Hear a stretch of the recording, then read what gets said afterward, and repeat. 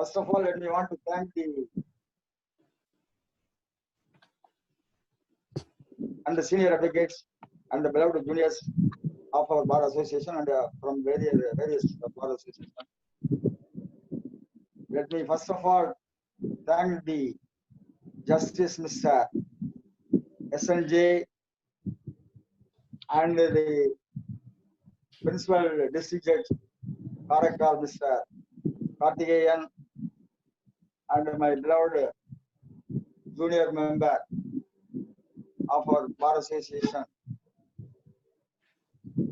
for having arranged this function, particularly Bhagya Raj, who has taken more efforts to bring us in one umbrella. So thank you, friends. Today I am going to take Prevention of Corruption Act 1988, amended 2018. Nowadays it has become a practice everywhere. Without money we can't do anything. Whenever we go to any temple, they ask money. Similarly, whenever we go to a place of business, they ask money. Now it has become a trend. Everywhere they are demanding money, for which we have accustomed to the giving of money to other person for no work. Similarly, the government has as well often given freebies and thereby making the people so lazy, and thereby we don't know, as the corona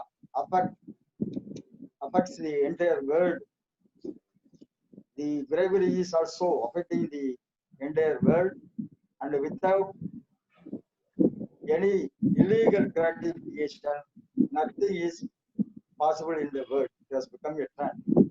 So we, the people, joining together, have to eradicate this kind of bad practice in the society, and without which it is not possible to see the peaceful world and the peaceful life and the peaceful atmosphere, and in which we have to live peacefully in the days to come.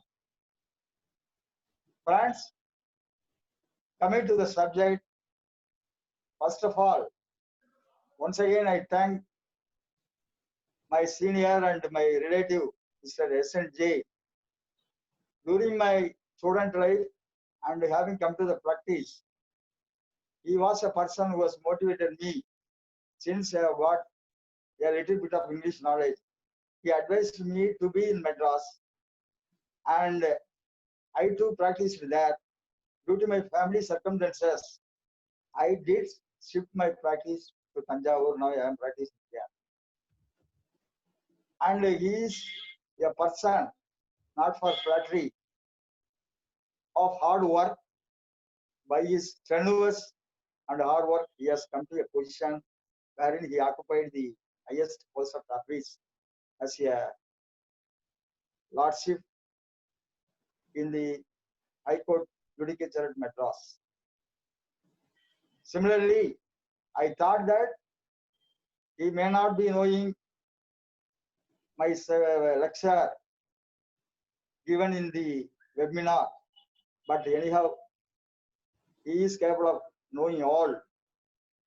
And since he has got so much of abilities and efficiencies, which he cannot estimate, I have conducted cases with him when I was an additional public prosecutor at Tanjavur. He was very much efficient in conducting cases, even in the cross examination and putting question to the prosecutor while marking of the MOs and exhibits, and he will took much pride in conducting a case. Before going to be elevated as the High Court judge. He consulted so many persons whether to go for judiciary or to legal profession. He only opted for legal profession only, but because of the relatives and the other friends, including myself, though I am junior to him, advised him to go for judiciary, and thus he has been elevated to the highest post, and he occupied and he has delivered so many remarkable judgments. So instead of meeting him personal, I took this opportunity to praise him through you. Thank you, Lordship, sir. Thank you. And other principal district judge was been taking much efforts to bring us in one umbrella to hear all the lecture given by the various seniors and the notable persons, district judge and other judges and judicial magistrate. I feel very much pleasure.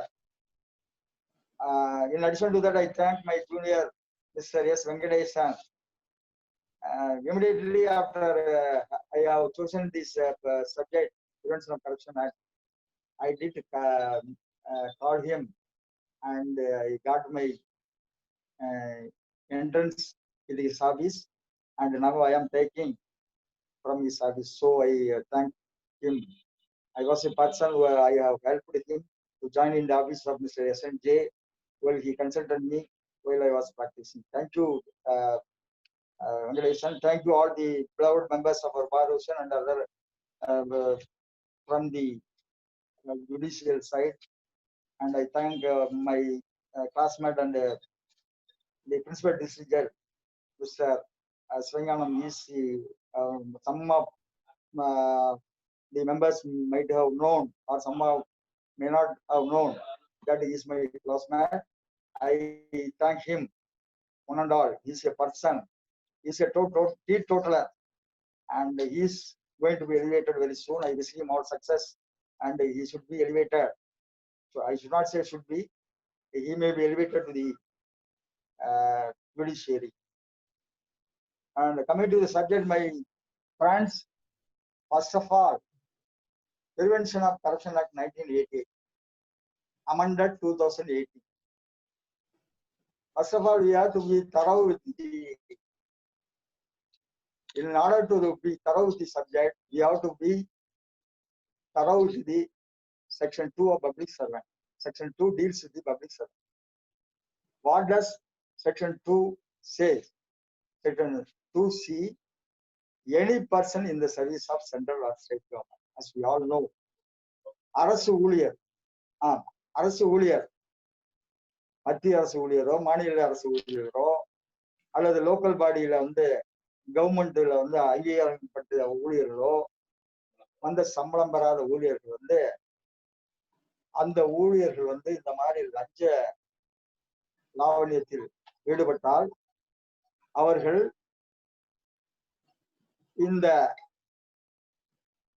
அதாவது அரசாங்க ஊழியராக இருந்து கொண்டு பணம் பெற்றால் அவர்கள் இந்த சட்டத்தின்படி தண்டிக்கப்படலாம் என்பது முக்கியமான ஒரு கருத்து. இதுல என்னன்னு கேட்டீங்கன்னா, section 2C12 section 212 section 2C1 to 212 C12 deal with as to who are the public servants. Wherever the words public servant, every person who is in actual possession of the situation of the public servant. அதாவது என்னன்னா, அந்த public servantனா he has been vested with the public dominion over the property. That means a control, a dominion over the government property. That means whatever legal defect there may be in the right to hold the situation. See, here the government officers are running in each and everywhere, and we are sorry to say that we should say that, we must say that without money nothing is made. Suppose a file has to be moved. We have to move the file only with the money, only with the bribery. Without money, it is not moving. So the people have accustomed to bribe the servant, particularly the government servant, without which the file is not moving. So as to get the work completed within the stipulated time, within quick time, we have accustomed to give the money to the person, that is a public servant, to get it finished within the period. So the Prevention of Corruption Act plays a very great role to eradicate the bribery in the society. So coming to the section 2C, any person in the service of the government, central or state government, or in the service of local authority, any person in the way of a corporation or by any authority aided by the government or a government company as defined in section 617 of the Companies Act 1956. So where any person in the service of pay of a corporation or by an authority decided by the government or a government company as defined in section 617 of the Companies Act 1956. So directly, suppose they are government servant, whether in the state government or in the central government, without saying they are coming under the category of section 2C subclass 1 and 2. Coming to the other corporation and company, the public servant has been clearly defined in 1956 Companies Act. So our friends may kindly refer the section.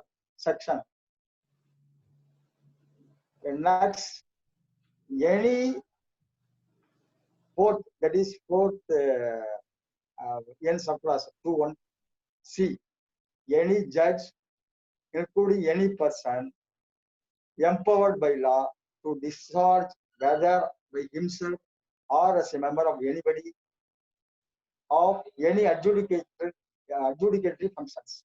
So the presiding officer also included in this section. So coming to the next, any person authorized by a court of justice to perform any duty in connection with the administration of justice, liquidator, receiver, commissioner, or mediator appointed by such court. Suppose the court is not able to visit the property, it goes without saying that the Honorable Court is appointing the commissioner to visit the property and give a report for which a remuneration is given. Legally, that is legal fees. But they have to execute the warrant and they have to receive the money from the court after filing the report. But suppose a person who wants to get the report in his favor, either plaintiff or defendant, bribes the commissioner who happens to be an advocate, receives the money, he can be booked under this Prevention of Corruption Act. Sorry to say this, to be alert, friends, not for to be alert in this situation. So we are entitled to get the legal fees for the work done. But apart from that, we shouldn't. That is in the section 2C 5, 5th class, as been clearly says. Then coming to 6, any arbitrator, other person to whom any cause or matter has been received for decision or report by a court of justice by a competent public authority. So arbitrator also included in this. So coming to the 8th class, any person who holds an office by virtue of which is empowered to prepare and maintain the election. That is in the regarding the election. In the election we are seeing in practical life, without money nothing is done. Only the Malaysian Commission is strict and they are blocking the vehicle and seizing the vehicle and um, uh, seizing the money without record. The money is confiscated from the person who is bringing it, and nothing is done while the amount is given to the various voters. And our politicians are very clever in giving money, and they are competing with each other. I am not particularly denoting any particular party, whether in ruling party or in opposition party or in other party. All are giving money to the voters. So thereby they are getting votes. What to do? It is the public who they have to be changed.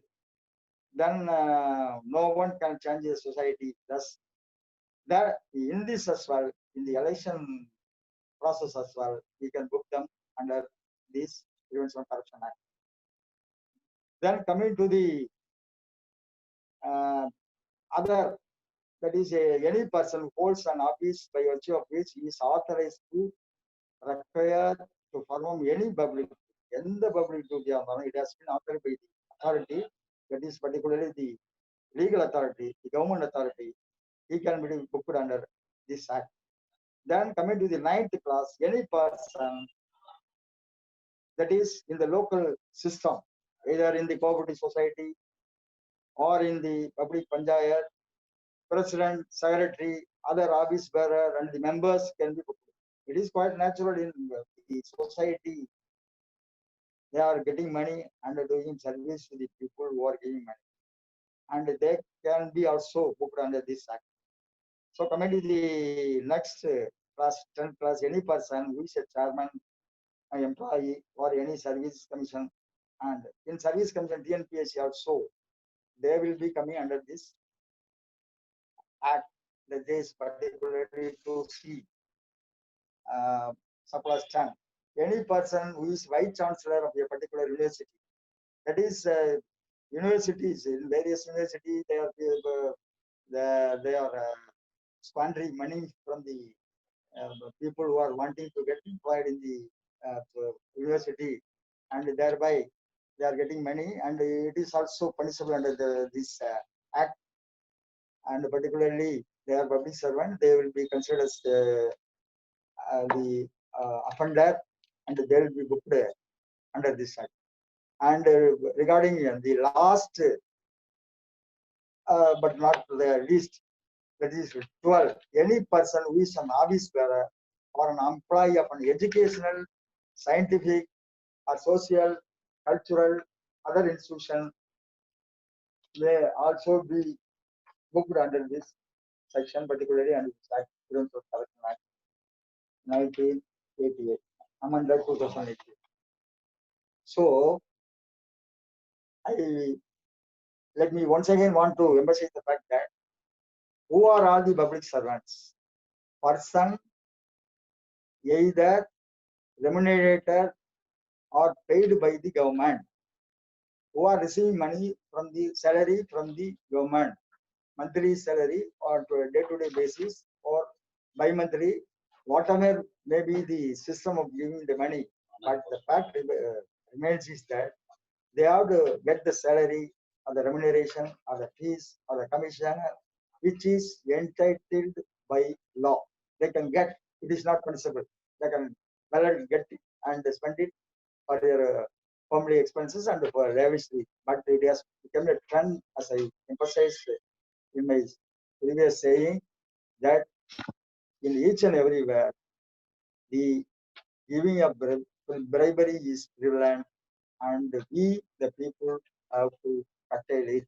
And without us, they cannot be controlled.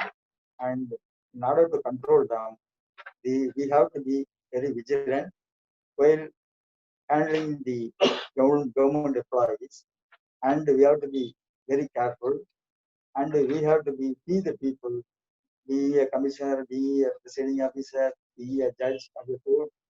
They are well versed, I do concede, but we should not go to other side. That's a thing we must remember. Sorry to say this, but some of the judicial officers from magistrate may be similar to us, and sorry to say this. Yes, I wanted it. I wanted to say it, that is very sad. Friends, coming to the other sections, that is the section, the chapter 1 really deals with the public servants. Who are all the public servants, and in what category they are, and either in low category or in higher category, from top to bottom. Suppose they are getting the remuneration or a pay or a salary by the government, they are considered to be the public servant. They can be booked under this act, particularly the section 2C, surplus 1 to 12 clearly deals with the public servants. And I have made myself clear to be brief with it. Then coming to the chapter 2, power to appoint special judge. It is any offense punishable under this act. Any offense punishable under this act for handling and trying the cases in any constituency in the area, any person can be tried. Suppose he is committing an offense, he can be tried, for which the power has been vested with the government to appoint special judges for conducting the cases. So, the power to appoint special judge to try especially the cases coming under this Prevention of Corruption Act has been clear in section 3. So it is for the judges. So also we the advocates may not be very interested in knowing this section because it is left to the government to appoint a special judge. It is left to them, and then the government in turn can appoint so many special judges as they want and as they require for the purpose of conducting the case, to please the case as quickly as possible. And it has been clearly dealt in section 3 of this act. So, coming to the section 4, cases by special judges. What are all the cases to be taken by the special judges? What else the special judges have to do with regard to the conducting of cases in section 4? It has been clearly mentioned in section 4. Then it is for the proceeding officer to know how to proceed with the case and how to handle the case after the case come to the court, special court, and they can try the cases along with taking into account of the civil criminal procedure code. And what are all not given in this act, it has to the honorable court has to follow the principles which have been laid in CRPC, and it goes without saying, which has been clearly elaborated in other sections too. Then coming to the procedures and the powers of special judges. Special judge who is considered to be a district judge. Only in the rank of district judge, the special judge has been appointed in these cases. So, even though they have been acted as they have been acting as a special judge, they are equal to district judge. So they can try the cases falling under this act, and they are considered to be a special judge. The duties of the special judge, they can try the case summarily, or they can try the cases warrant cases, and according to the legal principle laid down in CRPC. So the vital section is which is supporting is it is nothing but that is criminal procedure code. So the criminal procedure code is the basic thing to both to the judiciary and the legal fraternity and all to the government servants who are occupying the highest post. And without the foundation, we cannot do anything. So taking into account of the CRPC only, we can proceed with the special act and particularly the Prevention of Corruption Act, and it is only consisting of 30 sections. And coming to the other section, that is coming to the 6, power to try summarily trial of warrant cases. It is for the court to try the cases according to the time and the power vested with them, and they can try the warrant cases taking into account of the procedure laid down in the RPC and try the case summarily. So as soon as the cognizance is taken up, the proceeding officer, that is the special judge, he has to take a decision with regard to the conducting of cases, and it is for them to decide, and they can try the cases according to the principle. So most important chapter, that is first chapter deals with the overall the public servant. Second chapter clearly deals with the powers of the government as well as the court. And coming to the most important chapter, if you want to emphasize the fact that offenses and penalties. So section 7, public servant taking gratification other than legal remuneration. It is a main point to be keep in remembrance, keep in mind. The most important thing is public servant taking gratification other than legal remuneration. That means illegal gratification. What is illegal gratification? Other than legal remuneration. What is legal remuneration? It is other than salary, other than pay, other than the recovered pay. Whoever being or expecting to be a public servant, that is a public servant has been already explained, accepts or obtains or agrees to accept or attempts to obtain from any person for himself or any other person, whatever other than legal remuneration, as a motive or a reward for doing or forbearing to do any official. It should be important. ஒரு இதுல வந்து பணமும் வாங்கிட்டு நான் செய்யறேன்னு சொல்லலாம். பணம் வாங்காமலே நான் சட்டம் பண்ணாம இருக்கு. பணம் வாங்காம ஒரு சில பேர் நான் அவரை ஆஃப் பண்ணிட்டேன், அரசியல் நீங்க பாத்துக்கலாம். நான் அவரை ஆஃப் பண்ணிட்டேன், இவரை ஆஃப் பண்ணிட்டேன். என்னத்தை ஆஃப் பண்ணேன்?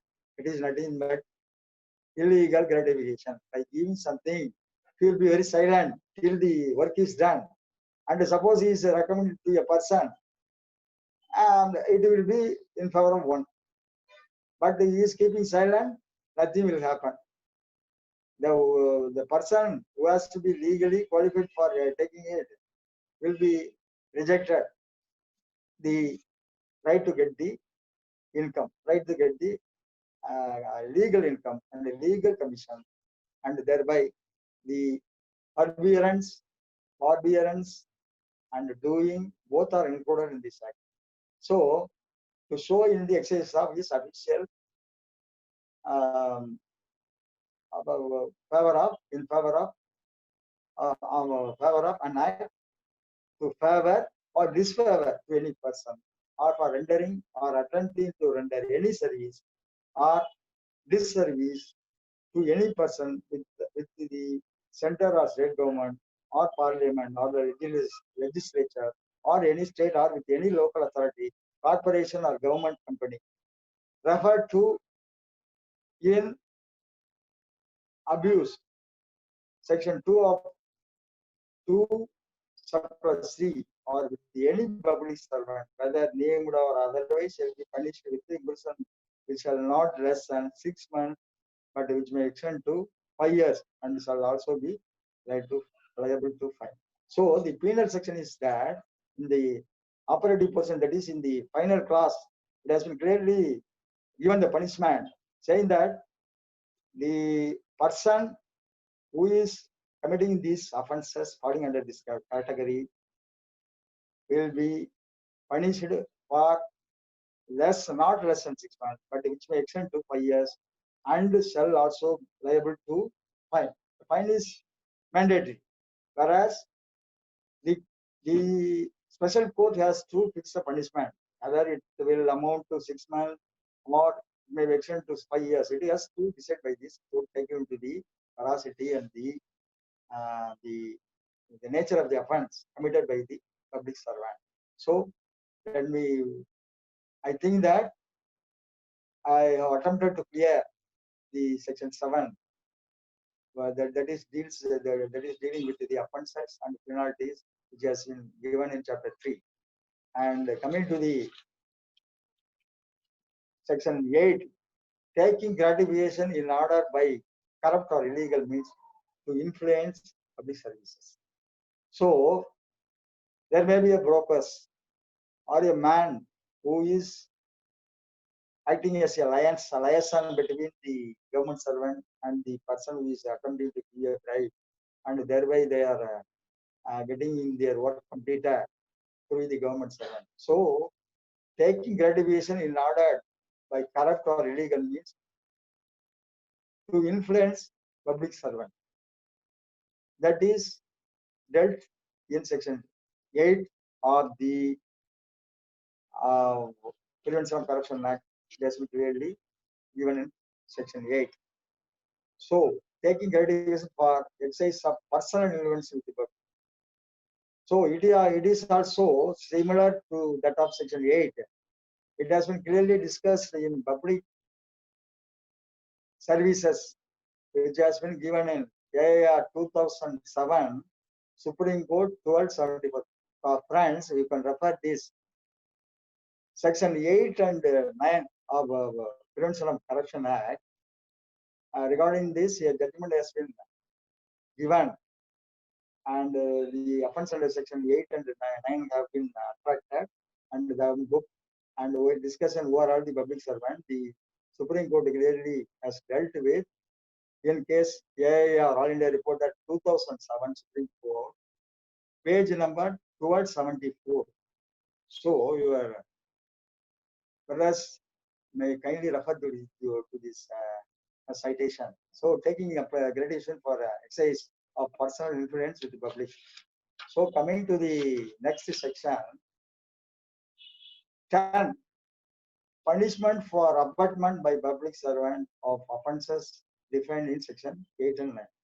So who is all the abettor?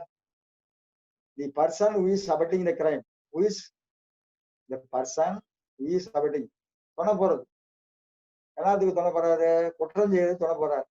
அப்ப இவரே பணத்தை வாங்கி கொடுக்குறாரு. Even though he is not a public servant, he can be put under this section particularly. Public servant இல்லாம ஒரு தனி மனிதன் வந்து நான் வந்து அவரை வந்து ஒரு குற்றத்துக்கு வந்து உடன் போறாரு, இந்த மாதிரி வந்து லஞ்சம் கொடுக்கறதுக்கு அப்படின்னு சொன்னாங்க, அவரையும் இந்த பிரிவின் கீழ் செக்ஷன் 10 பிரிவின் கீழ் கைது செய்யப்படலாம், அவருக்கும் தண்டனை கொடுக்கப்படலாம், அவரையும் தண்டிக்கலாம். இதுதான் வந்து section 10 of the Prevention of Corruption Act. It has been clearly dealt with.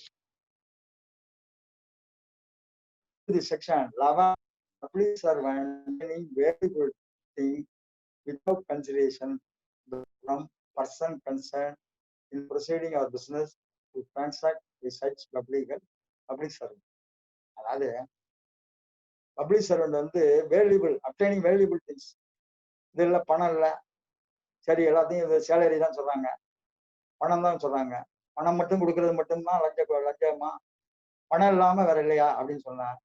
Obtaining valuable things, மோதிரம், பவுனு, இந்த மாதிரி ப்ராப்பர்ட்டி, இந்த மாதிரி valuable obtaining valuable thing without consideration. அதாவது இந்த ஒர்க்கு இவ்வளவுதான் சம்பளம், it has been paid by the government, the salary has been paid by the government, pay is paid by the government, the commission, legal commission is paid by the government, the legal fee is paid by the government, but they are expecting more so as to get more income and thereby to become rich. And what more, they want to become rich. And coming to the other thing, It is section 12. Section 12 deals with the punishment for abatter of offences defined in section 7 to 11. In the earlier occasion, I have clearly dealt with section 7 to 11. Who are all the public servant, who are all the person, and who are all receiving money, they have to be punishable under this act, and particularly under section 7 to 11. And 7 to 11, and the penal punishment is also given from 3 months to 5 years, 6 months to 5 years, and other things, and it has been clearly dealt with in the previous section. And coming to this abatta punishment, that is, the abatter has to be punished under this section. Section 12 clearly deals with the punishment for abatter. யார் துணை போடுறாங்களோ அவங்களும் குற்றவாளிகள், அவங்களையும் வந்து punish பண்ணணும். அது எந்த செக்ஷன்ல பண்ணணும்? Section 12 of this special act, that is section 12 of the Prevention of Corruption Act 1988, amended 2018. So in this regard, let me want to refer AIR 2010 Supreme Court, page 584. It has been clearly discussed by the Supreme Court who are all the abattors and how they are punishable under this section, and how the act reacts, and it has been clearly discussed in this section, and it is coming under section 12 of the Prevention of Corruption Act 1988, amended 2018. So friends, so let me be very sure that you are able to understand the points which I have cited before, that is Subra, and I have given clear-cut information with regard to the penal section, as well as the forming of court and the explanation for the public servant, and wherein it has been clearly given, and overall the public servant, it has been clearly given. So section 12 clearly deals with the abatter, overall the abatter, and the person who is committing the crime, enabling the crime to do, and he is aiding the crime to do by the public servant. So he is considered to be the abatter, and for which section 12 clearly deals with the abatter, and the abatter also may be punished, and taking into account of the Indian Penal Code, that is joint liability, 120 conspiracy, and the required penal section will be included while charging the person, public servant. So coming to the next section, section 13, criminal misconduct, habitual offender. அதாவது அந்த அஃபென்ஸே தொடர்ந்து செய்யுது. If he habitually accepts or obtains or agrees to accept or attempts to obtain from any person for himself or any other person any deviation other than legal representation, அவருக்காகவோ இல்ல அவரோட அதிகாரிக்காகவோ இவர் வந்து ஒரு பணத்தை வாங்கிட்டே ரெகுலரா எல்லாரும் ஹேபிச்சுவலி, அதாவது ஒரு மாமூல், அங்க வச்சுக்கிட்ட இவ்வளவு கொடுக்கறது இவ்வளவு வாங்கிக்கிறது, இது வந்து மேல போகுது அப்படின்னு சொல்லுவாங்க. அந்த மாதிரி இந்த பணத்தை வாங்கினாக்க அது வந்து criminal மிஸ்கான்டாக்ட். He is considered to be a habitual offender, and he is doing the offense very habitually, continuously. What is habitual? Continuously. நம்ம காலையில எந்திரிக்கிறோம், குளிக்கிறோம், பல்லு விளக்குறோம், சோப்பு போடுறோம், இந்த மாதிரி ஹேபிட்ஸை வந்து பணம் வாங்குறதே ஹேபிட்ஸா வச்சுக்கிறது, அதை habitual offender. Committing regular offenses, one by one second. Suppose the people will be having the habit of committing theft, then going to jail, then coming on bail or released or acquitted, they are coming out. Once again, pardon.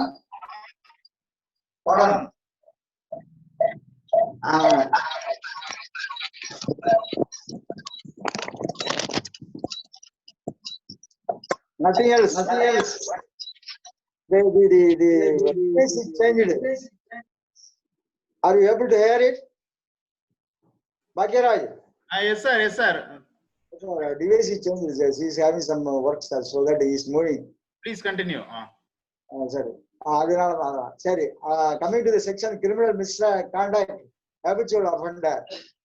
Once again, he is doing the same number again and again, not once again, again and again, going inside and coming out, and the food is given inside, taking food and moving the food inside and coming out of the jail and doing the crime once again. So, in this as well, the special act as well, criminal misconduct has been clearly given. Habitual offender, if he habitually accepts, obtains, or agrees to accept or attempts to obtain from any person, for himself, any other person, any gratification other than legal remuneration, as a motive or reward, such as is mentioned in section 7. It has been section 7ல வந்து illegal gratification பத்தி சொல்லியிருக்காங்க. இதுல என்னன்னா criminal misconduct done by the habitual offender. So they are receiving money. எனக்கா வாங்கலையா, மேல கொடுக்கணும்.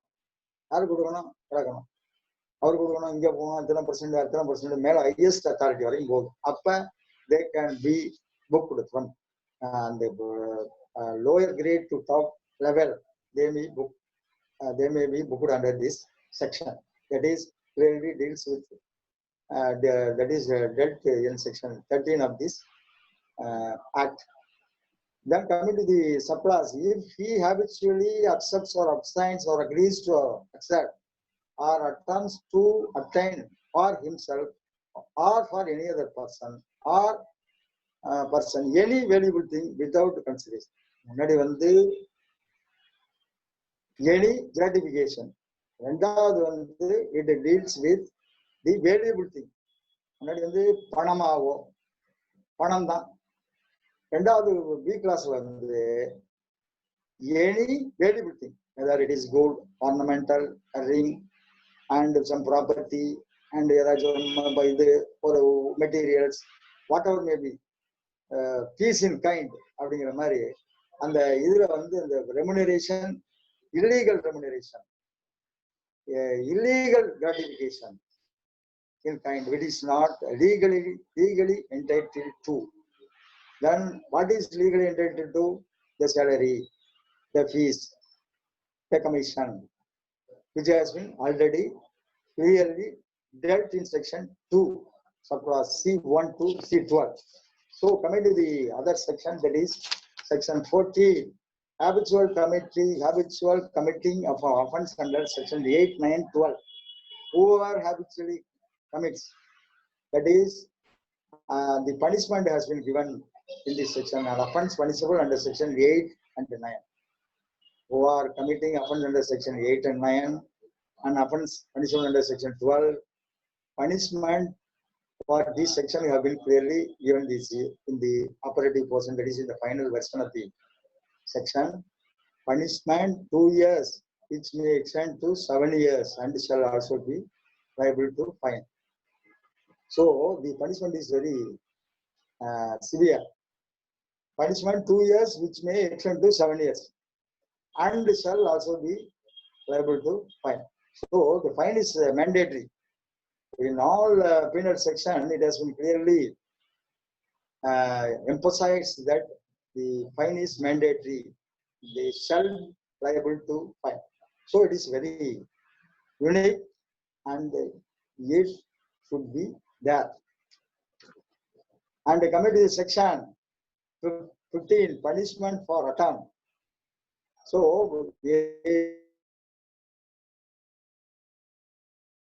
do a particular offense is there, whether in the penal code or in the special act, the punishment for attempt is clearly given. And so also similar section is also here.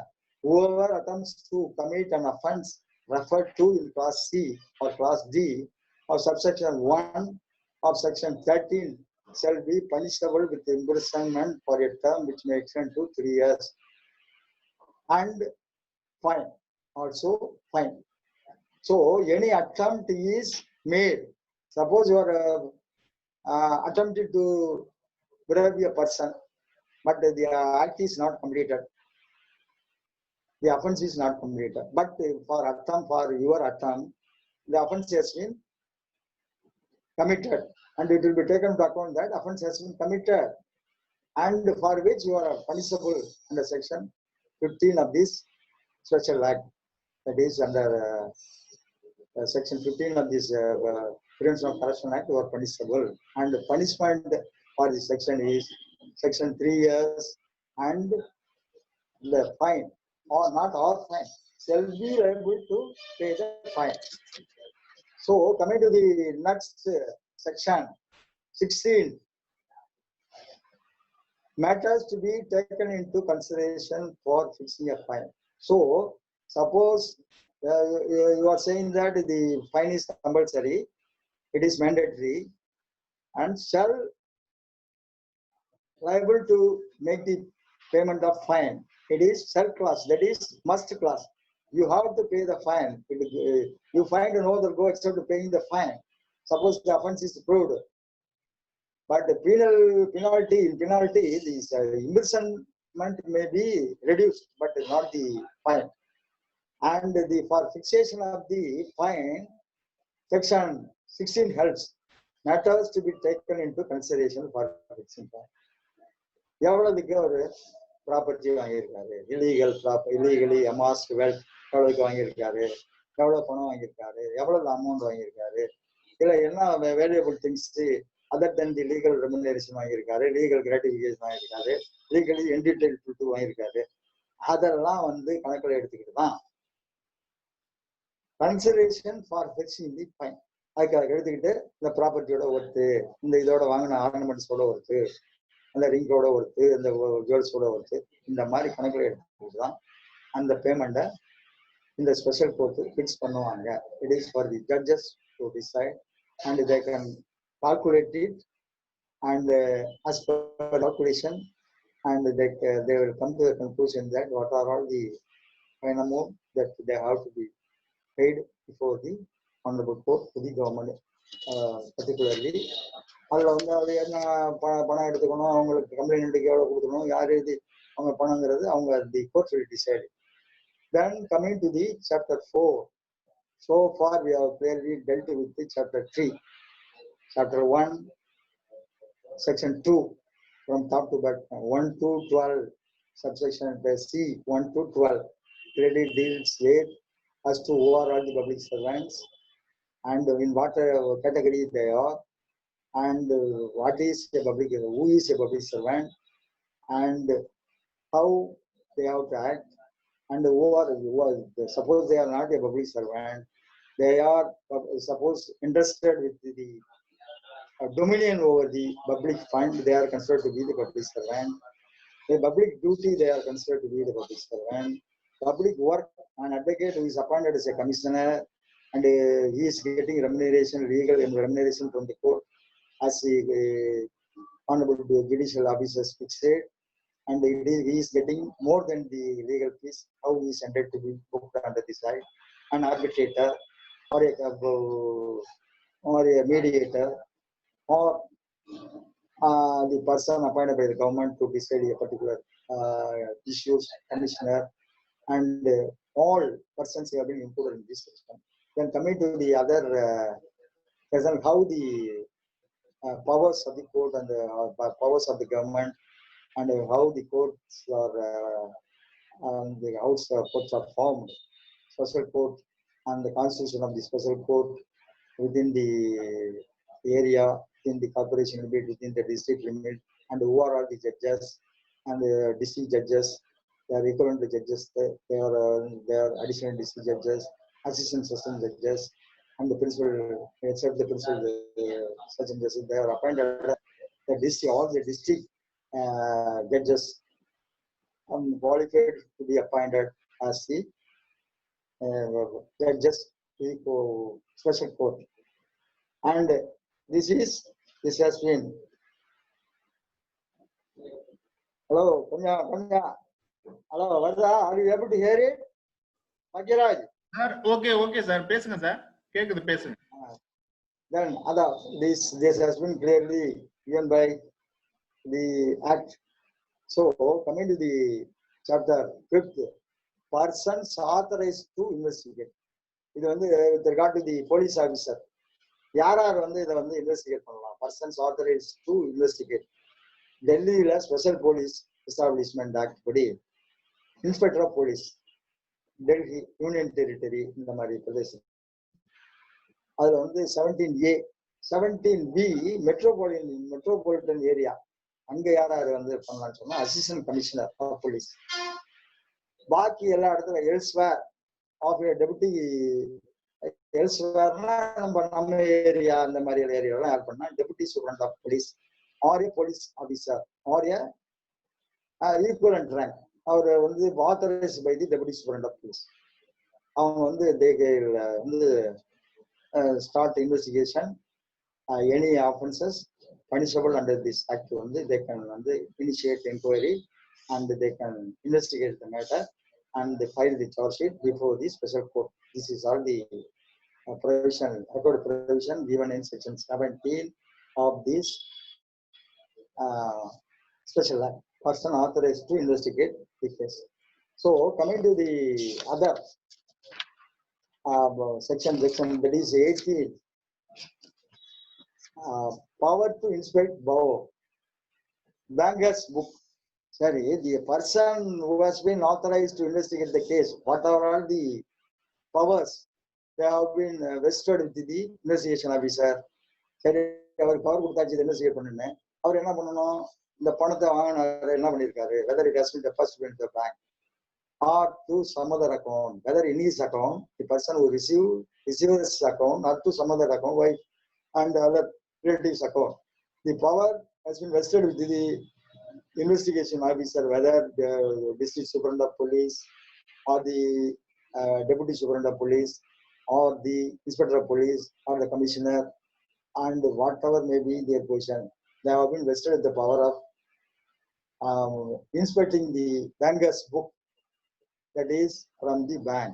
So it has been vested. Suppose the bank is not allowing the investigation officer to look into this the account of the other person, they can very well show the order by the court, and the power has been vested in section 18 of the special act. If from information received or otherwise the police officer has reason to suspect the commission of an offense which he is empowered to investigate under this act. Section 17. அதுல வந்து அவர் offence பண்ணிருக்கணும்னு கூட வேண்டியதில்லை. Suppose he is suspecting, suppose he is having an idea in his mind that this person might have committed an offense, the person who put under this special act has reason to believe that he has committed an offense, he can very well investigate the matter, and he has got the power to go to the bank and he inspect the banker's book. So he is power to inspect the book. The bank should, without any hesitation, have to surrender the accounts of the person who has been involved in this offense. That is clearly given in section 18 of this code. So with this, we have completed 4 chapters. That is 4 chapters. And coming to the 5th chapters, that we want to emphasize the friends and the officers and previous sanction necessary for prosecution. So suppose a case is filed against the government servant, previous sanction necessary for prosecution. So no court shall take cognizance of an offense punishable under this section 7, 10, 11, 13, and 15 alleged to have been committed by a public servant except with the previous sanction. So as far as this offense is concerned, suppose normally if it is IPC offenses and the other offenses, other special act offenses committed under special act, it goes without saying no sanction is necessary for booking a person, whoever great he may be, but no sanction is.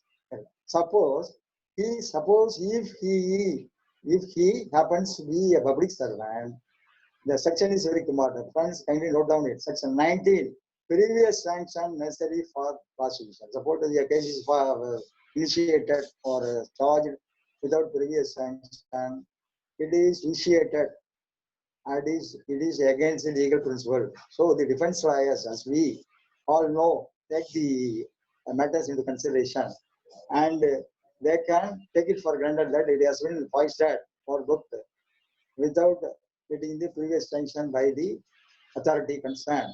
So previous sanction is must. Before bringing a person to the book, previous sanction is necessary. It is a must. It is mandatory to book a person under this special act. That is, whoever commits an offense, either under section 7, 10, 11, 13, and 15, and an attempt and the other similar offences arising out of this act, the previous sanction is must, it is mandatory, and it goes without saying that.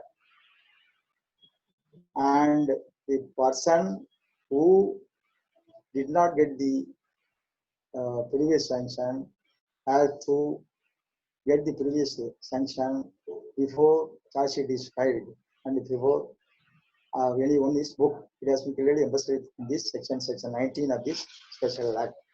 So I have made myself clear what is section 19. What is section 19? Sanction is must.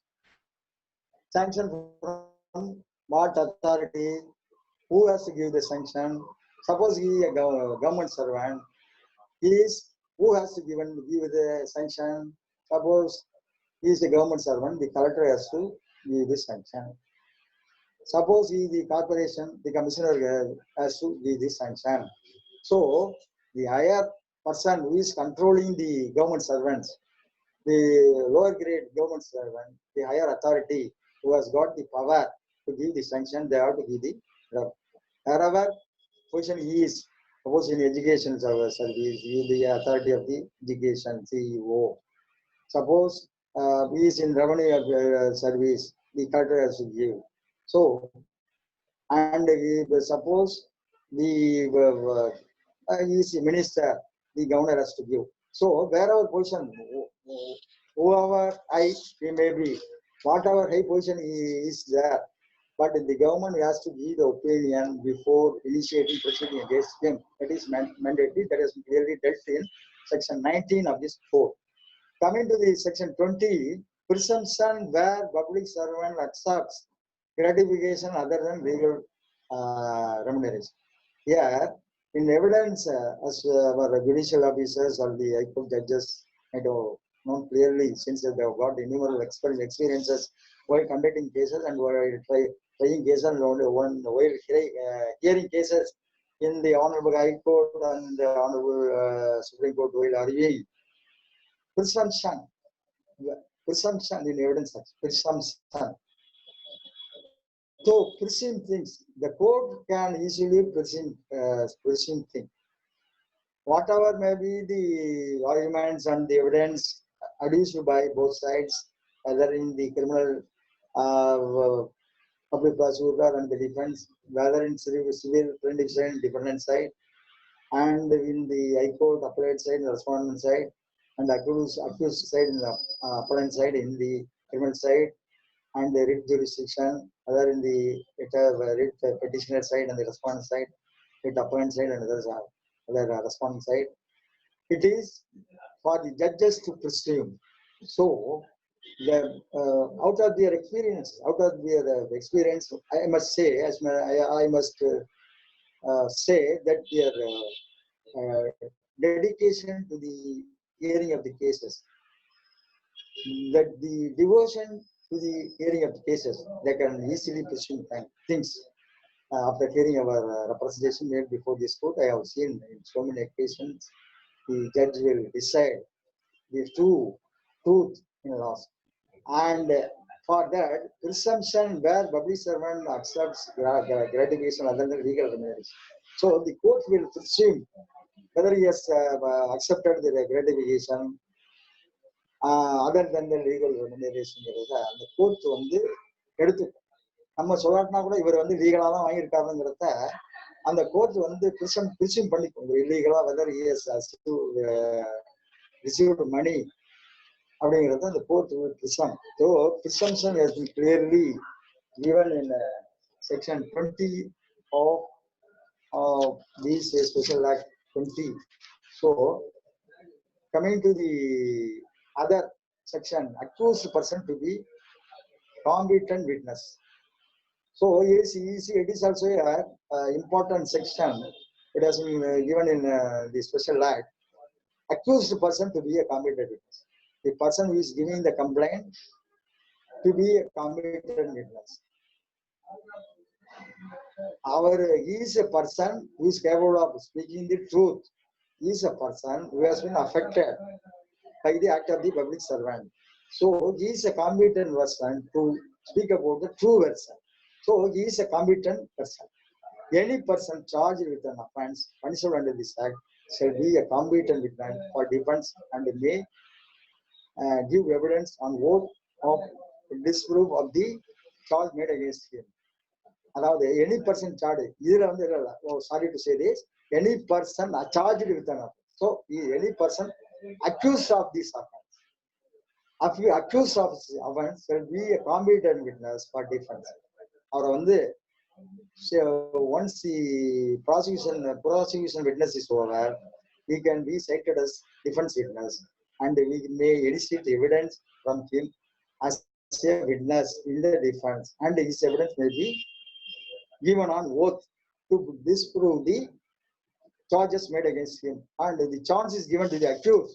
So friends, the accused person may be a competent witness for himself to give evidence in favor of him in the defense evidence. So it has been clearly given in section 21 of this code.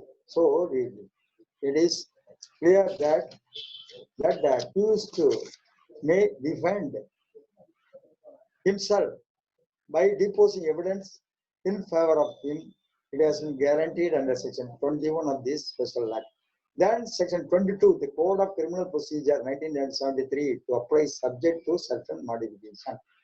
So, which I already emphasized from my beginning of my lecture, saying that what are all not given in this special act, we have to follow the Code of Criminal Procedure Code. In special, all the special act, it has been clearly emphasized that what are all not given in this code, we have to take the Code of Criminal Procedure Code 1973 to apply subject to certain modifications.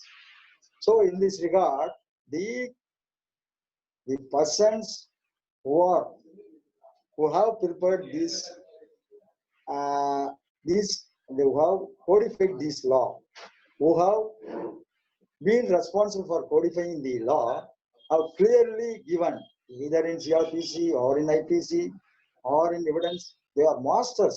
No one can imagine about the coding of Indian Penal Code. But suppose we are beginning to read the first portion of the section, we will forget the entire thing while we are finishing the section. So my learned senior, that is the Justice Mr. SNJ, in the last should clarify me, it is a unique atmosphere, it is a unique thing. Such a great persons have Lord Macaulay, as we said, and Indian Ratanlal, and they have codified this law, and still it is not without a straight amendment. They have codified the law, and it is still in force. Often they are amending the law, but anyhow, the main operative person, such a marvelous imagination. No one can do offense except these offenses it has been given.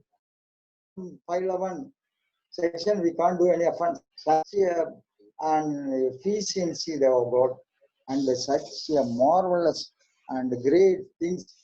In this occasion, I salute along with you. Let us salute the codification for which they have taken much effort. So, coming to the section 22, the Code of Criminal Procedure Code 1973, to apply subject to certain modifications. So what are all not given in the special act, we have to take the criminal procedure code to try to go with, to follow. So it is in the main code, that is in the code of criminal procedure code. So it is a head of the entire special act. எத்தனை special act வேணாலும் கொண்டு வரலாம். ஆனா அதுக்கு தலைமை வந்து என்னன்னு கேட்டீங்கன்னா, அதுக்கு மூளை என்னன்னு கேட்டீங்கன்னா, criminal procedure code.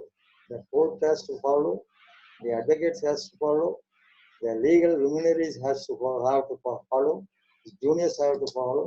Nowadays, the juniors are not at all taking much interest in reading this section, and they are not improving their knowledge over the legal principle as well as the language.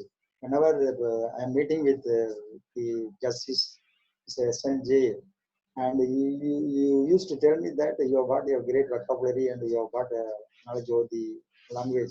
That is why I was left in Madras.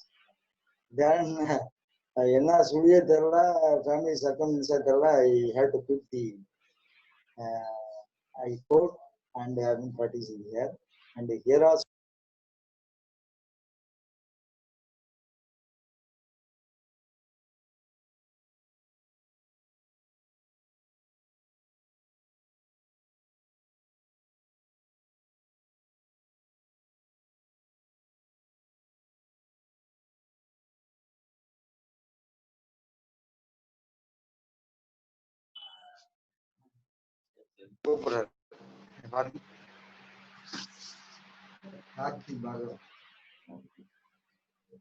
Sir நீங்க பேசுங்க, கொஞ்ச நேரம் mute ஆயிட்டீங்க, இப்ப clear ஆயிடுச்சு, நீங்க பேசுங்க. ஆமா அது டிவைஸ் இதாயிடுச்சு. பேசுங்க சார். அது பார்த்து ஏதோ போன்ல வர அந்த லைன்ல அதுதான் மிஸ் ஆகுது. வருதா?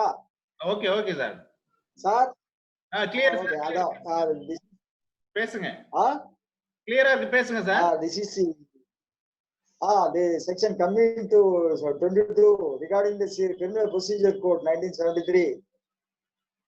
This is equal. This is supporting the special act. This is the main booster to all the special act.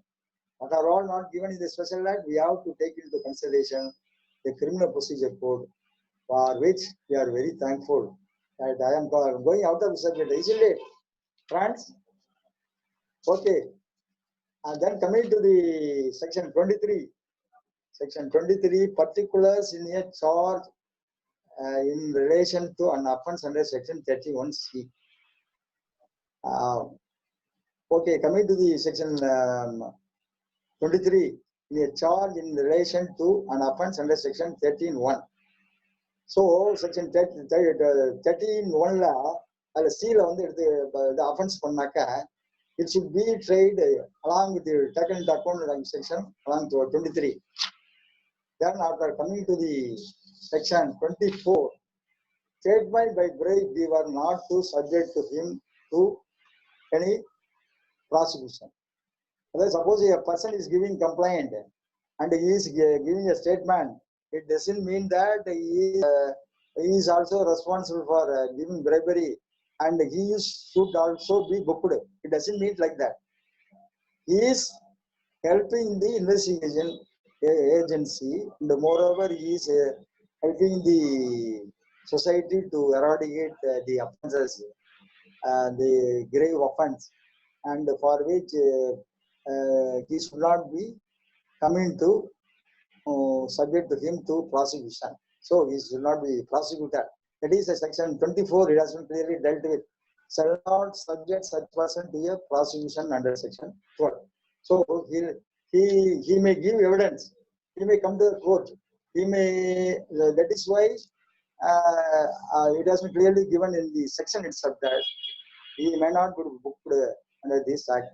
So section coming to the section 25, military, naval, and Air Force or other law not to be affected. So all the offences, all the sections which has been clearly given in the Prevention of Corruption Act 1988 will not affect the exemptions even in military, naval, and air force or other law not to be affected. அதுக்காக special act இருக்குல்ல பாருங்க, அதெல்லாம் should not be affected by this act. அதுக்கு தான் வந்து ஸ்பெஷலா section 25ல இந்த act கொடுத்துருக்காங்க, அந்த இது செக்ஷன் கொடுத்துருக்காங்க. அந்த செக்ஷன் வந்து it has been specially given for the military, naval, அதுக்கு வந்து கொடுத்துருக்காங்க. Section 26 special judges appointed under Act 46 of 1952 to be special judges appointed under this act. Section 26ல வந்து என்ன சொல்லலாம், special judges appointed under this act 46 of 1952. Act 46ல 46 வந்து 46 of 1952ன்னு ஒரு 1952ல ஒரு ஆக்ட் கொண்டு வராங்க. அவங்க தான் வந்து இந்த கேசஸ் வந்து ட்ரை பண்ணணும். அவங்க தான் they are considered to be special judges appointed under this act அப்படின்னு எடுத்துக்கணும் அப்படின்னு ஆக்ட் 1952ல கொண்டு வந்த ஆக்ட். அதுக்கு பேர் act of 46 days to be taken for taking into consider the special judges. Then regarding the section 27, appeal and revision. Appeal, இது agreed over the decision of the special judge, he can appeal or take revision of the matter to the High Court. Clearly given in section 27, subject to provisions of this act, the High Court may exercise so far as they may be applicable all the cases of appeal and revision conferred by the Code of Criminal Procedure Code 1973, 2 of the 1973. The same what I submitted earlier, what I stated earlier, it has come now. And it is a truth that the procedure which has been given in Criminal Procedure Code 1973, 2 of 1974, and the same principle, the same provisions will be applicable to appeal the matter or take revision of the matter. The special judges of the special court trying the anti-corruption cases, vigilance cases, and the special act prevention of corruption cases, etc., etc. Then coming to the section 28, act to be in addition to any other law. So this act should be mingled with in addition to the any other law, whether in the evidence act, whether in the criminal procedure code, or any other law which is in force in the law of the land. It should be in addition to any other law. It has been clearly given in section 28. So also similarly, 29, amendment of Ordinance 38 of 1944. So any amendment can be amended, even brought in this special act.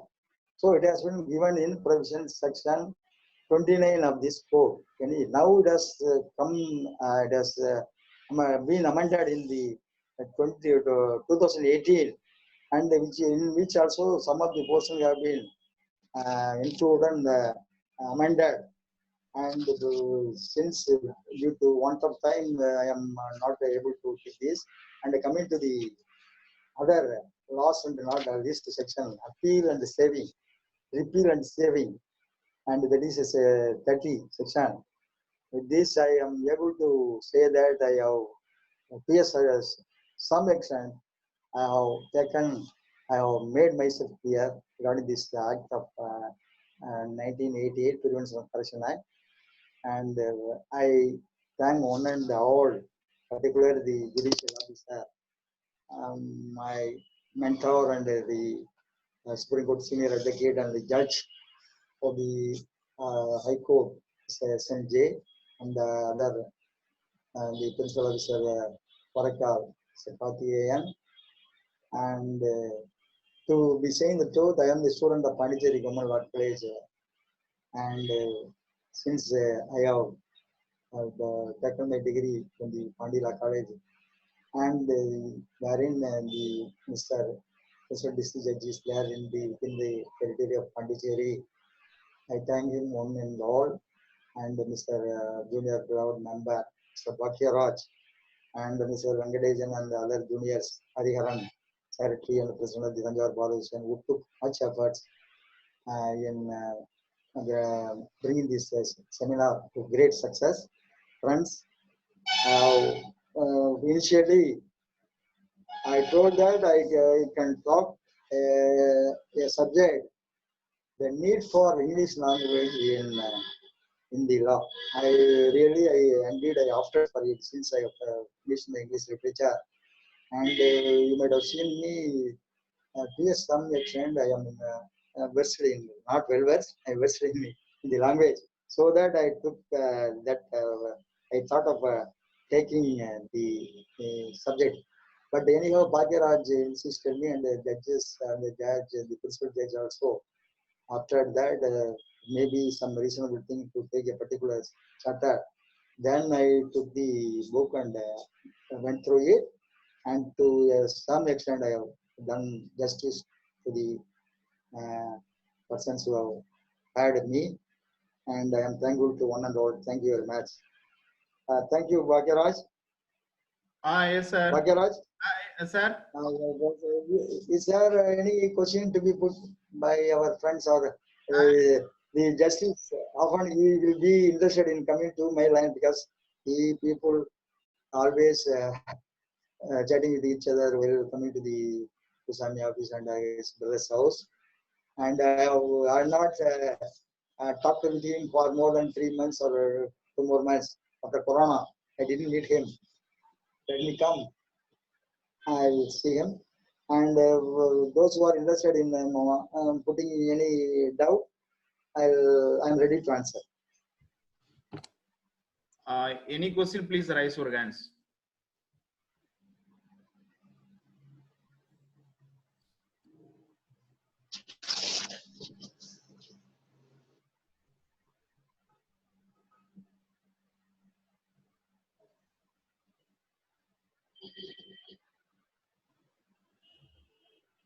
Sir ஒரு question chat பண்ணிருக்காங்க. அத கொஞ்சம் படிக்கிறீங்களா? chat boxல வந்தீங்கன்னா அந்த question இருக்கு, நீங்க கொஞ்சம் படிங்களா? இல்ல நான் படிக்கட்டுங்களா? எதுல இருக்கீங்கறியா? chat box இல்ல நான் பரவாயில்லை, நீங்க கொஞ்சம் கஷ்டமா இருக்கும், நான் படிக்கிறேன், நீங்க கொஞ்சம் கேளுங்க. கேக்குறேன். What are the procedure to be followed in trap cases? Please explain. Mr. K. Balakrishnan கேட்டார். சார் கொஞ்சம் ஹேண்ட் ரைஸ், அந்த ரியாக்ஷன் ஒரு மோட் இருக்கும், அதுல ஹேண்ட் ரைஸ் பண்ணீங்கன்னா உங்களை அன்மியூட் பண்ணலாம், நீங்க ஸ்ட்ரைட்டாவே கேட்கலாம். சார் क्वेश्चन நான் மீண்டும் படிக்கிறேன், கொஞ்சம் அப்சர்வ் பண்ணுங்க.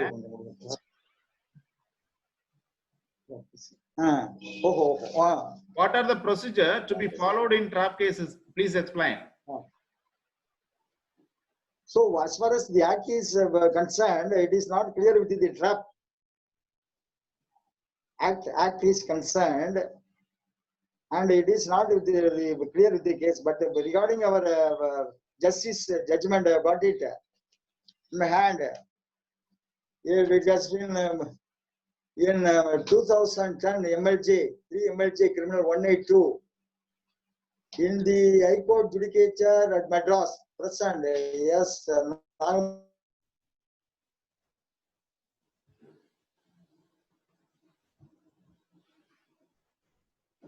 சார் நீங்க மியூட் ஆயிட்டீங்க, கொஞ்சம் வெயிட் பண்ணுங்க.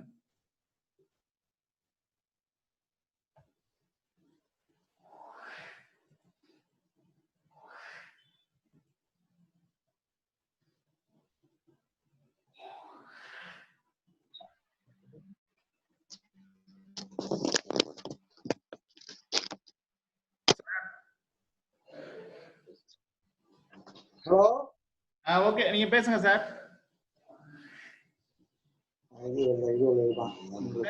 இப்ப கேக்குது, நீங்க பேசுங்க.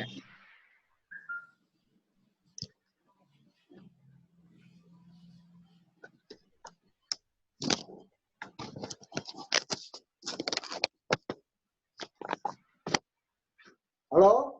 சார் ஓகே சார், பேசுங்க sir. Now I have got a judgment delivered by our Justice S. Nagamuthu J. It has been mentioned in 2003 MLJ Criminal 182 in the I got the judgment in my hand in the High Court judicature at Madras, person S.J. Nagamuthu J. Criminal Appeal number 826 of 2003, 31st March 2010. P. Meghanathan appellant versus State of Tamil Nadu represented by Inspector of Police, Vigilance and Anti-Corruption Department, Chennai, respondent. Prevention of Corruption Act 49 of 1988, Section 7 and 13.2 read with 13.1d. Demand for illegal gratification effect of non-explanation of delay in preparing complaint. So, wherein it has been clearly discussed regarding the delay and the other things. When you want to cite the citation, a lot of members kindly note down it. And suppose if not, the rest I will tell once again. In this, the main judgment is that the non-explanation of the delay creates a lot of doubt in the case of prosecution. As already stated, since the evidence of fidelity 2 cannot be safely relied on to hold that the accused demanded legal gratification, the unexplained delay narrated section G said conclusion arrived at. Para 10. The accused, it has been said in para 10. Whereas the accused had already been transferred to Puliyandop and thus he had no control at all. Therefore, he would not have been in a position to do any favor to PW2 at all. Therefore, the question of remuneration from PW2 towards accused is out of place. In this, where there is no explanation for the delay in preparing complaint, it would create a doubt in the prosecution case. So it has been clearly mentioned in our justice judgment, wherein he has clearly discussed about the delay. Coming to the trap, let me refer it. So he has handled so many cases, and K.N. Basa as well, justice above, he has also handled so many cases.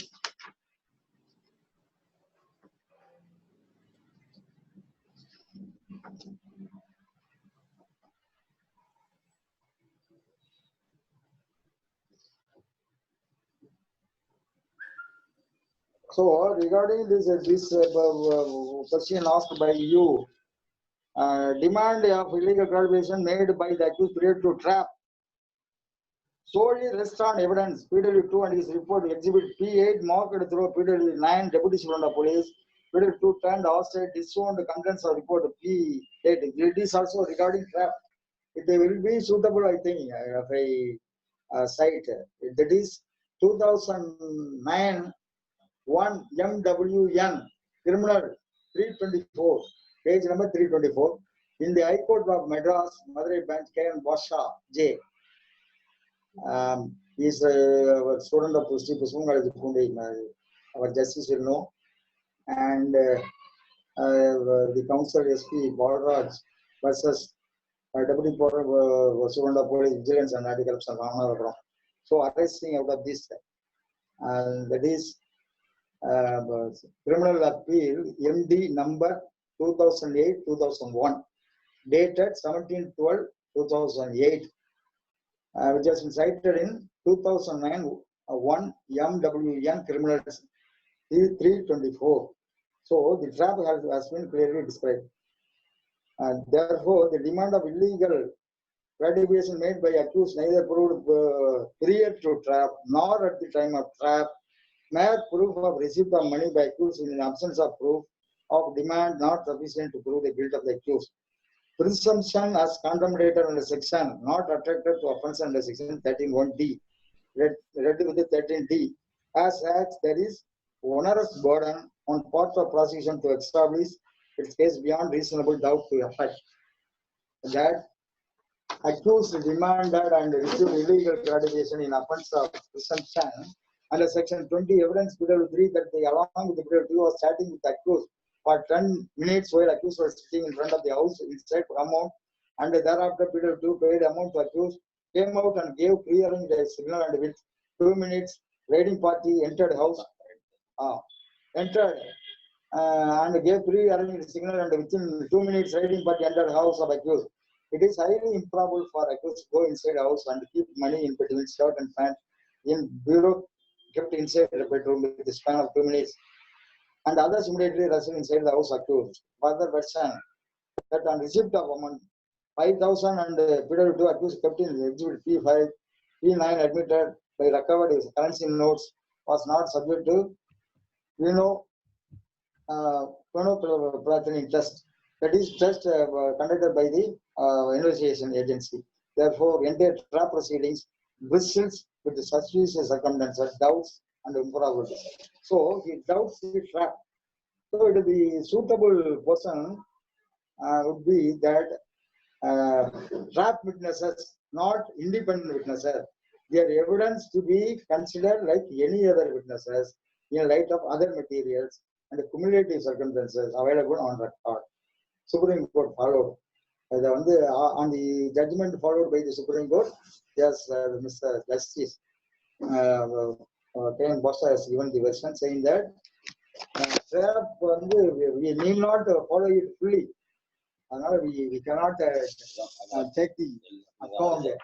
We not take the account totally for proving the case, taking the account of the trap. So coming to the next judgment, we want to emphasize it. I did consult with our junior friend Venkatesan, and he has also helped me to give the citation. So Supreme Court cases 2006, page number 401, before S.B. Sinha and R.V. Rabindran J. Yes, sir. P. Subramaniam Appellant, State of Tamil Nadu versus State of Tamil Nadu as one.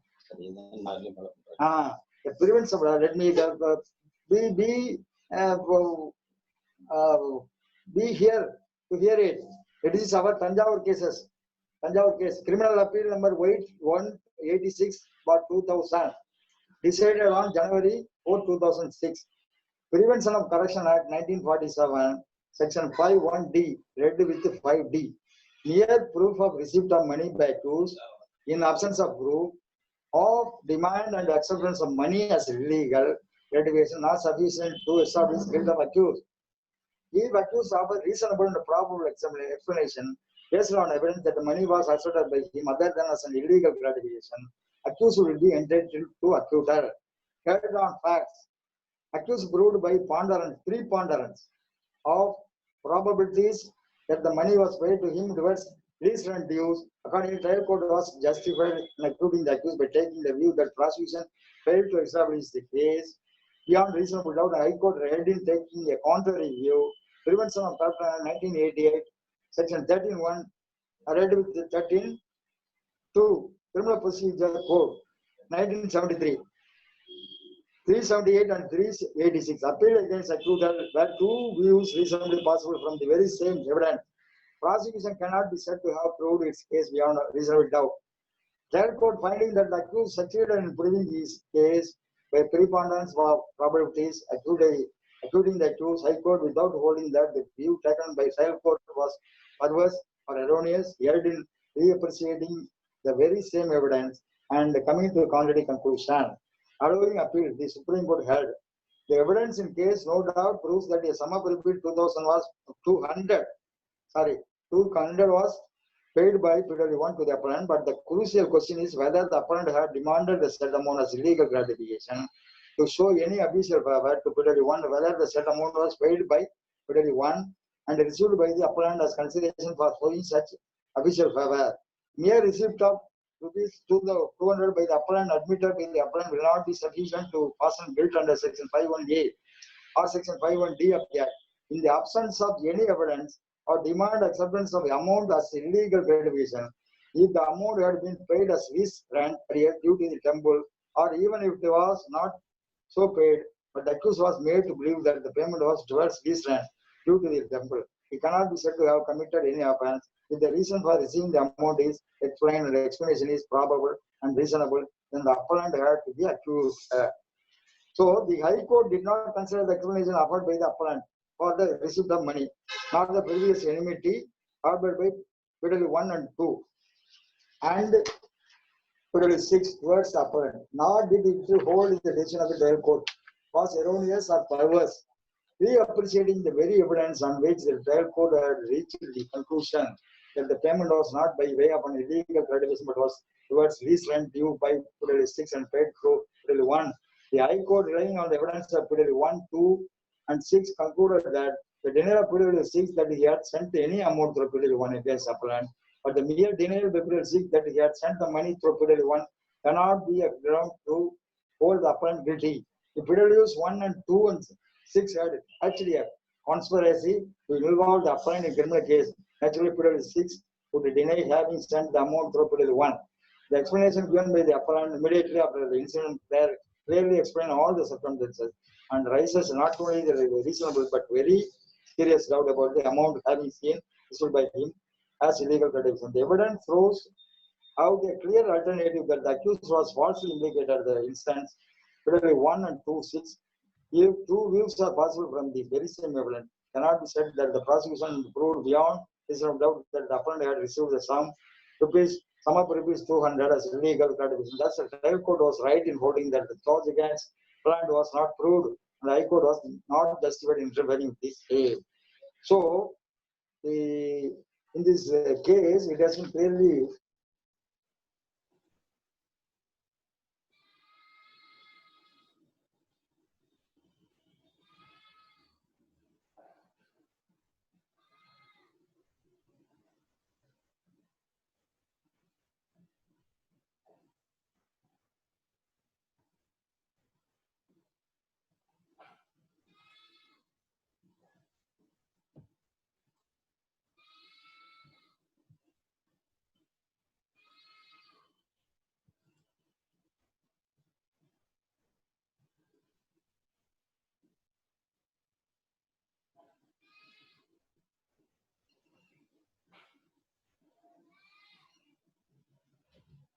Sir ஒரு நிமிஷம், நீங்க மியூட்ல இருக்கீங்க sir. நீங்க மியூட்ல இருக்கீங்க, ஒரு நிமிஷம் unmute பண்ணுங்க. வந்துச்சா? Okay okay. The evidence throws out a clear alternative that the accused was falsely implicated in that instant. Fidelity 1 and 2, 6, if two views were possible from the very same evidence, it cannot be said that the prosecution had proved beyond reasonable doubt that the appellant had received the sum of rupees 300 as illegal gratification. We are therefore of the considered view that the trial court was right in holding that charge against the appellant was not proved, and the High Court was not justified in interfering in this case. We therefore allow this appeal, set aside the order of the High Court, and restore the order of the trial court, acquitting the appellant. Though in this case, the accused were acquitted. The accused were finally acquitted by the Supreme Court. So, let me want to cite once again the authority given 2006 one Supreme Court cases. It is in favor of the defense. Friends, kindly take down. It is a case which is being followed till now by all the court. Page number 401, Supreme Court cases 2006 before S.V. Sinha and R.B. Ravindran J. Cause title P. Subramanian appellant versus State of Tamil Nadu respondents. So in this case, finally the accused uphold the judgment of the lower court and acquitted the accused. So it has been given by the Supreme Court decision, wherein the trap has been clearly discussed. Friends, kindly refer to the trap. Really, I too, in my mind, I too have a question in my mind, saying that the independent witness are not cited as witness in the trap cases. It is in the Prevention of Corruption Act cases. Mostly, according to the rules and regulation laid down in this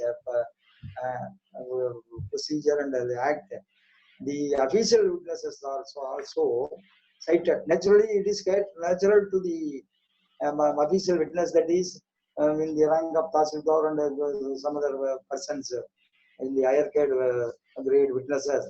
They are to come to support the government side, prosecution side. So I too had the question in my mind. Why not some other independent witness may not be chosen to because of the background of the independent witness, all independents, whether all independent will turn outside while the case is to be proceeded. So little doubt arises in my mind. That is why I asked. It is what the judge, that is the High Court judge, Sanjay to answer. Then coming to the next one, in the Supreme Court 2000 recent judgment, 2016 one M&W criminal 255 Supreme Court MWN criminal 255 Supreme Court in the Supreme Court of India. T.S. Akko CJI versus Gopal Gowda and Gopal Gowda judges, criminal appeal number 14 of 2016 SLP criminal side, number 703 of 2015, 6/1/2016 dated. Once again, I tell 2016 one MWN criminal 255 Supreme Court dated 6/1/2016.